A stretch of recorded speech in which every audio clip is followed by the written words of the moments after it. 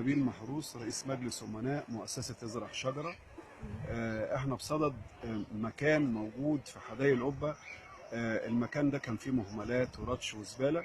حولنا المكان لمكان انت ازاي جنة حضرتك وصلت للمكان ده اصلا؟ عن طريق أصدقائنا ومحبي وفاعلي الخير، إن احنا قدرنا نعمل المكان ده بالشكل اللي حضراتكم شايفينه. هو كان قبل كده كان ايه؟ وكان مكان مهمل، ما كانش فيه حاجة غير الزبالة.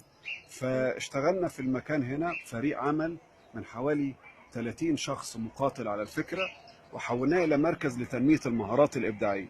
بنعلم فيه هنا موسيقى ورسم وزراعة وتدوير مخلفات وإعداد قادة جدد للمجتمع. احنا بنشتغل بفكرة التشبيك مع كل الجمعيات الأهلية والمجتمع المدني، وبندعو الجميع ان احنا نتشابك في عمل الخير لبلدنا الحبيبة مصر. خد منك قد ايه وقت عشان يبقى المكان من مقلب زبالة لحديقة كبيرة؟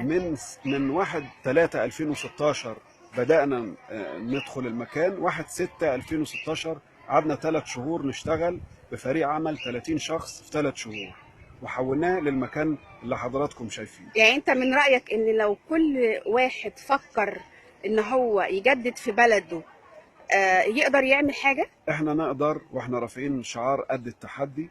احنا نقدر نعمل كل حاجة. الشعب المصري شعب عظيم، وشعب عنده المقدرة ان هو يقدر على تحدي المشاكل والصعوبات.